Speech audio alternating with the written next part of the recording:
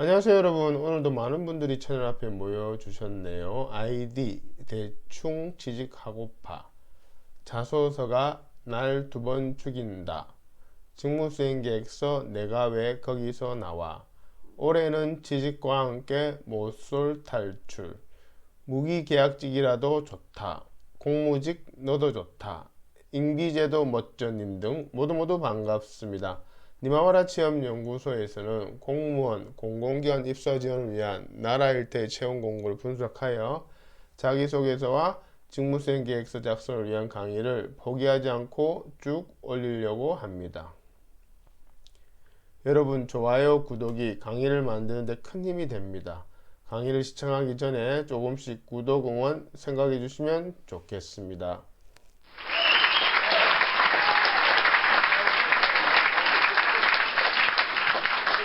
오늘은 제주대학교 국가공무원 경력경쟁채용 시설 7급 건축과 토목 분야 및 해양수산 선박기관에 대한 자기소개서와 직무수행계획서 강의 중 일부 순서입니다.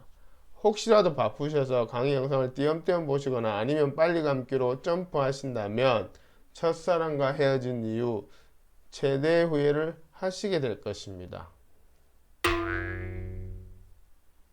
나는 못소린데요 하시는 분은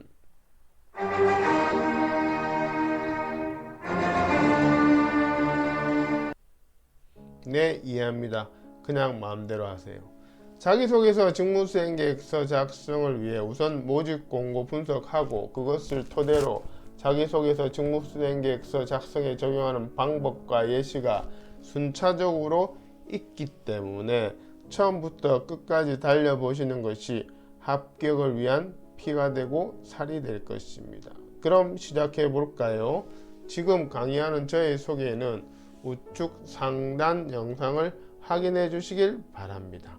강의를 진행한 사람의 프로필은 중요하겠죠?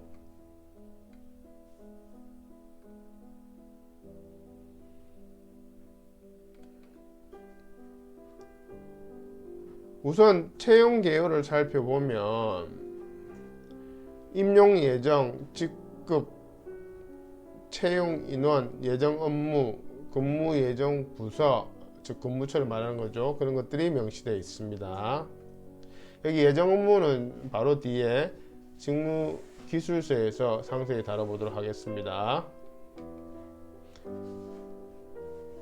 모집 공고에 명시된 직무기술서는 참고서와 같은 것입니다. 그런데 대부분의 지원자들은 그냥 간과하는 경우가 많습니다. 그리고 바로 이력서, 자기소개서, 직무수행계획서를 작성하려고 하니 막막하거나 엉뚱하게 적는 것입니다.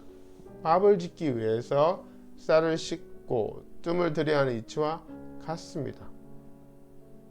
먼저 준비를 해야 된다는 이야기죠. 그래서 직무기술서 분석하고 뒤에 말씀드릴 경력 분석 기술서를 먼저 작성한 후 이력서와 자기소개서, 직무수행계획서를 적어야 하는 것입니다. 이것이 자기소개서와 직무수행계획서를 잘 작성하는 비결입니다. 그러므로 여러분들은 직무기술서를 꼼꼼히 살펴야 합니다. 그래서 자신이 직무기술서에 명시된 어떤 것과 부합되는지, 부합되지 않는 것은 무엇인지 등을 파악해서 부합되는 것을 중점적으로 자기소개서, 직무수행계획서를 작성해야 합니다. 직무기술서에 있는 주요 업무나 필요 역량, 필요 지식, 응시자격 요건, 우대사항 등 이런 것들이 잘 명시되어 있는데요. 이를 모두 갖출 필요는 없습니다. 그런 지원자는 많지 않으니까요. 다시 말씀드리지만 본인과 부합되는 것만 중점적으로 적으시면 됩니다. 그럼 직무기술서를 하나하나 살펴보겠습니다. 여기서는 시설 7급 건축 분야의 직급 인용에 대한 직무기술서를 대표적으로 소개해 드립니다. 직무기술서 첫 번째 파트입니다. 우선 주요 업무가 명시되어 있습니다. 여기 주요 업무에 대한 직접적인 경험은 없더라도 이것이 무엇을 의미하는지 반드시 파악하여 이해를 하고 있어야 합니다. 그러기 위해서는 본인 경력의 주요 업무 밑에 있는 상세 업무를 잘 분석해야 합니다. 이 부분에 대해서 강의 뒷부분에 설명이 나오고 반복해서 강조드릴 것입니다. 한마디로 말씀드리면 상세 업무를 적는 게 중요하다 이 말입니다. 그 다음에는 필요 역량입니다. 필요 역량 부분에서 특히 정성적인 부분에 대해 공통 역량 및 직급별 역량으로 구분되어 명시되어 있습니다. 여기서 눈여겨봐야 할 것은 고객 지향 마인드라는 키워드입니다. 시설 7급 건축 분야의 직무 기술사라는 점을 감안한다면 공무원의 자세에 해당되는 공직 윤리나 의식은 기본이며 건축물 즉 시설물을 이용할 학생 및 교직원에 대한 고객 지향 마인드가 중요하다는 의미가 내포되어 있습니다. 이런 것들을 잘 알아야 되겠죠. 내가 어디를 지원하고 그 지원한 곳에 나의 직무가 무엇이며 그 직무는 결국 누구를 위한 것인가, 이런 논리적 개념이 연결되어 있습니다. 그렇기 때문에 뒤에 설명드릴 자기소개서에 작성해서 다시 한번 강조드리겠지만 고객지향 마인드를 활용한 성공 사례를 미리 정리해두고 그것을 자소서에 반영하는 것이 좋습니다. 공공기관은 대부분 NCS 기반 채용인데 이것을 한마디로 말하면 사례로 입증하는 것입니다.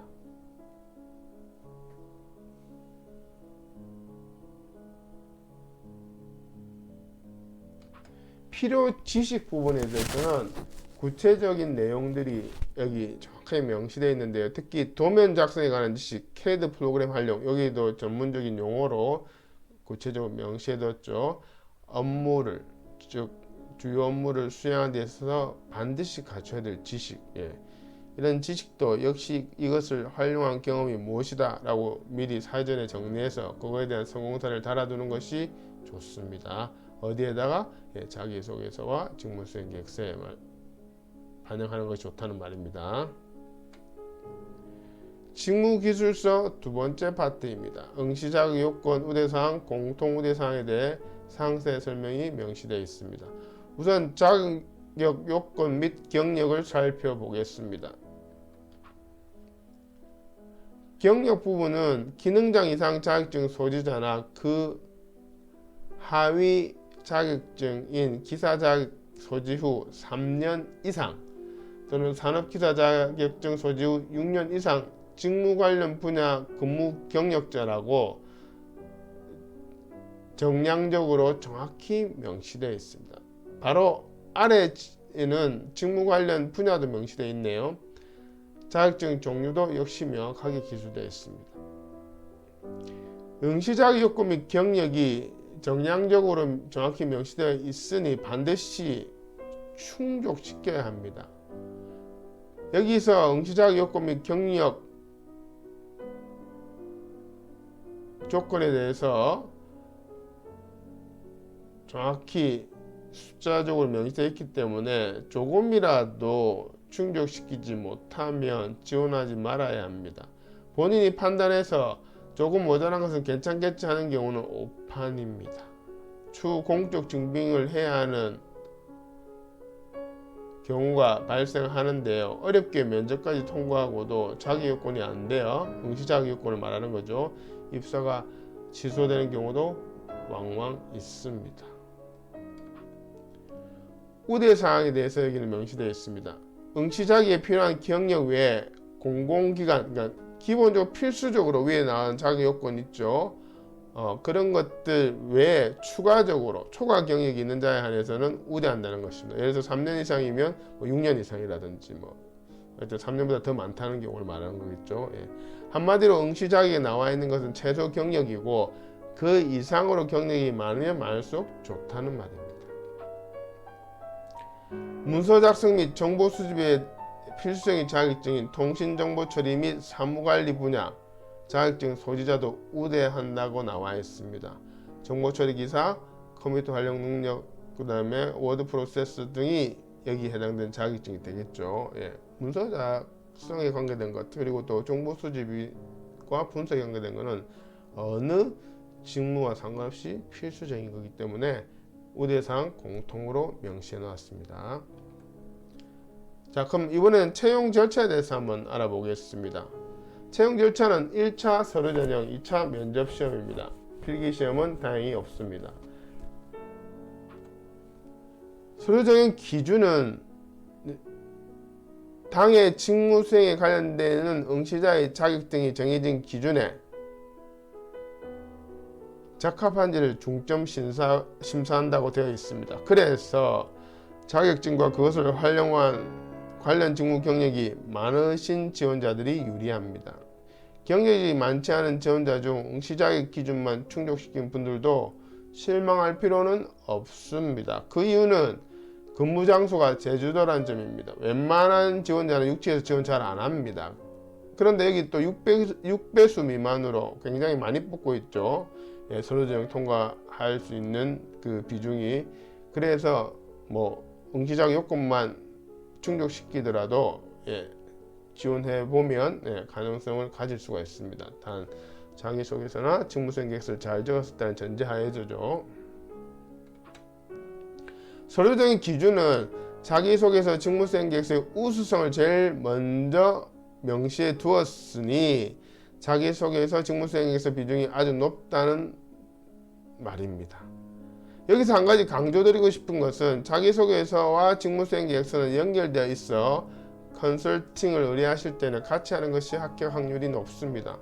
면접관은 이력서를 먼저 보고 본인이 보고 싶은 키워드를 설정해 놓습니다. 그리고 자기소개서와 직무수행 계획서에 그것이 순차적으로 그리고 반복적으로 더 상세하게 기술되어 있는지를 스캔하듯이 빠르게 살핍니다. 절대 처음부터 지원자의 서류를 꼼꼼히 읽지 않는다는 점을 반드시 알아두는 것이 좋습니다. 그러므로 자기소개서와 직무수행 계획서 컨설팅은 같이 의뢰하는 것이 좋습니다.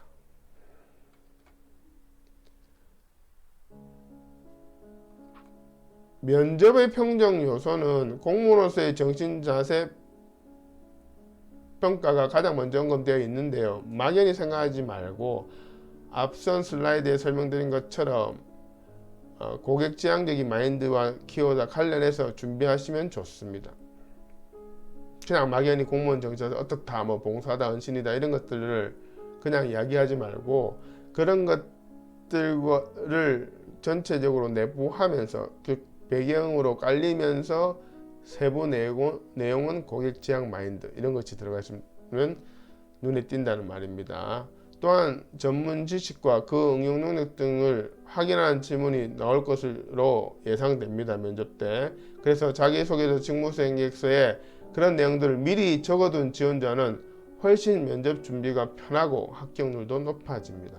항상 말씀드리는 것이지만 자기소개서 직무수행 계획서 작성 시에는 면접을 바라보면서 최종 면접을 바라보면서 작성하는 것이 좋습니다. 그래야 합격률이 높겠죠. 뭐 서류 전형만 100날 통과한들 최종 면접에 떨어지면 그게 무슨 의미가 있겠습니까? 역으로 이야기해서 잘 쓴 자기소개서와 직무수행 계획서는 면접관의 예상 질문을 유도합니다. 여기에는 접수 마감일 및 방법이 명시되어 있습니다.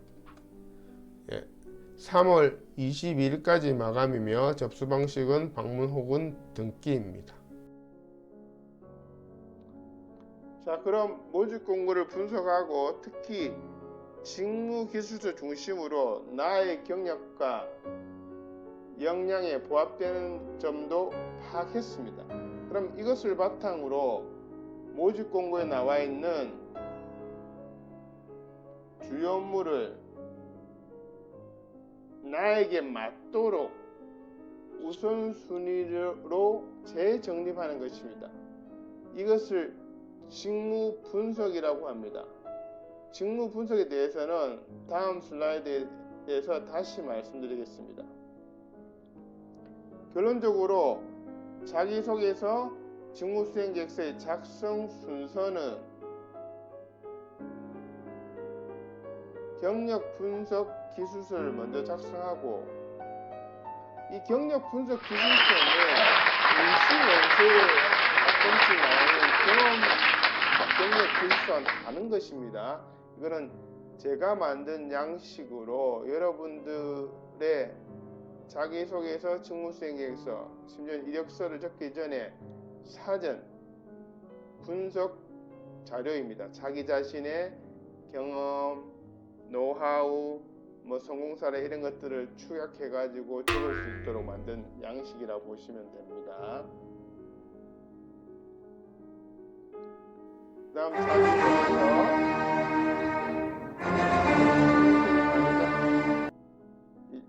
양식들을 작성해서 그것을 바탕으로 최종으로 응시원서에다가 작성하는 것입니다. 이것이 자소서, 직무수행계획서 작성 순서입니다. 자, 그럼 위의 단계에 대해서 하나하나 설명해 보도록 하겠습니다.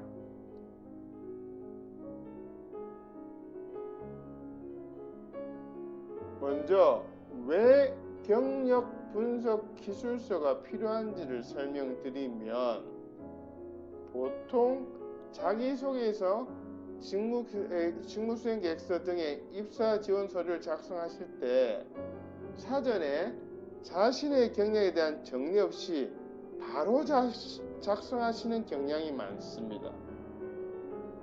그러니 당연히 생각이 정리가 잘 되지 않고 작성하면서 생각하려고 하니 작성하기가 힘들거나 엉뚱하게 작성하게 됩니다. 실제로 한 분야에 10년 넘게 근무한 분들에게 본인의 장점이 무엇이냐라는 질문에 성실하게, 책임감 있게 등등등 이런 하나만한 얘기로 대답한 경우가 허다합니다. 그것은 그분의 역량이 없어서라기보다는 자기소개서, 직무수행계획서 등 입사지원 서류 적기 전에 사전 준비 작업이 되어 있지 않아서 그렇습니다. 쉽게 말씀드리면 운동뿐만 아니라 우리가 모든 운동을 할 때도 사전 준비 운동이라는 걸 하시죠. 워밍업이라 그러는데, 여기 입사지원 서류를 적을 때도 반드시 워밍업이 필요하고, 그 워밍업에 해당되는 것이 이 경력 분석 기술서 작성입니다. 그럼 경력 분석 기술서의 용도를 중심으로 좀 더 구체적으로 알아보도록 하겠습니다. 나의 경력을 모집 공고에 맞춤형으로 생각을 정리하는 용도입니다. 두 번째는 모집 공고를 통한 나의 직무수행 우선순위를 정합니다. 셋째, 모집 공고의 주요 업무와 나의 상세 업무, 내 경력의 주요 업무 밑에 있는 상세 업무와 매칭시킵니다. 앞서 자기소개서, 직무수행계획서 작성 순서에서 언급해드린 직무 분석과 경력 분석 기술서 작성이 왜 중요한지는 우측 상단의 직무수행계획서 작성 3탄의 일부를 꼭 시청 바랍니다. 네 번째는 성공 사례 적기입니다. 이 부분에 대해서는 프로그램 활용법과 함께 다음 슬라이드에서 설명드리겠습니다. 여기서는 경력 분석 기술서의 용도에 대해서 설명드리고 있기 때문에 이 성공 사례도 경력 분석 기술서에 적어야 되고, 그것을 적기 위해서 경력 분석 기술서가 필요하다, 이 정도만 일단 이해하시면 되겠습니다. 그러면 왜 성공 사례가 중요한지 말씀드리겠습니다. 우선 나의 강점을 정리하는 데 도움이 됩니다. 성공 사례를 정리하다 보면 자연히 이 주요 업무 밑에 속한 상세 업무에서 나의 강점이 무엇인지 정리가 됩니다. 왜냐하면 성공 사례란 것은 그 사례의 주제는 주요 업무가 아니고 주요 업무 밑에 있는 상세 업무이기 때문입니다.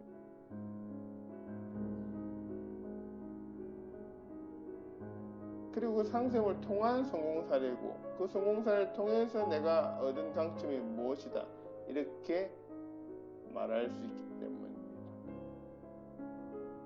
그래서 지원자의 업무상 강점에 대해서 구체적이면서도 분별력 있게 기술할 수 있게 됩니다. 그 다음으로는 강점에 대한 근거 제시가 됩니다. 내가 이런 강점이 있다라고 말만 해놓으면 진정성이 떨어집니다. 또는 그것을 입증할 만한 근거를 반드시 제시해야 하는데요. 면접 때 면접관이 확인할 수도 있겠죠. 당신 강점이 그렇다면 그것에 대한 활용 사례를 이야기해 보세요. 심지어는 근거가 무엇입니까? 라고 물어볼 수도 있겠죠. 그럴 때 바로 이 성공 사례를 대답하면 됩니다. 마지막으로 모든 공공기관의 채용 심사 기준인 NCS 기반에 부합됩니다. NCS 기반의 채용이란 한마디로 사례 적기입니다. 경험 사례 적기. 성공 사례 적는 법과 예시는 다음 슬라이드에서 소개하겠습니다.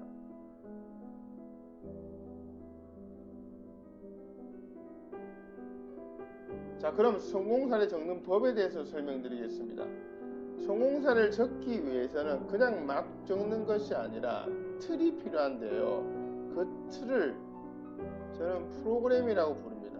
니마무라 지원연구소에서 컨설팅을 의뢰하시면 자기소개서와 직무수행계획서 작성을 위한 주제별 프로그램을 만들어서 제공합니다.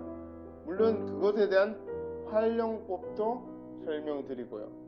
여기서는 성공 사례 적는 프로그램 중 가장 간단한 것, 흔히 말하는 스타 원칙에 입각하여 만들어 놨습니다.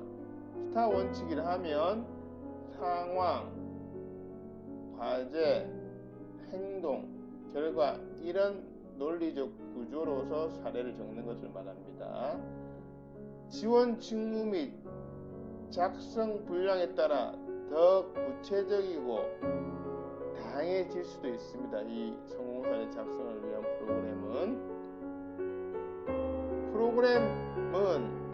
문장들로 이루어져 있고 지원자가 작성해야 할 부분은 땡땡으로 표시되어 있습니다.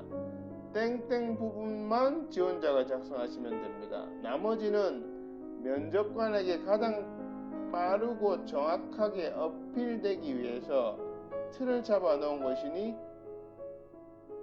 건드려서는 안 됩니다. 최초 작성 시에는 오른쪽에는 이 프로그램의 활용법입니다. 이 프로그램 활용법에 대한 구체적인 설명은 우측 상단에 직무수행계획서 컨설팅 3탄의 2부를 꼭 시청 바랍니다. 저희 니마무라 지원연구소에서는 맞춤형 컨설팅으로 작성을 도와드리겠습니다. 자기소개서, 직무수행계획서 작성을 도와드리겠습니다. 제주대학교 국가공무원 경력경쟁채용 시설 7급 건축 및 토목 그리고 해양수산 선박기관에 대한 자기소개서와 직무수행계획서 강의 중 2부도 기대해 주시길 바랍니다.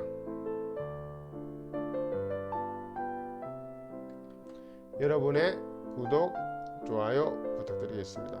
고맙습니다.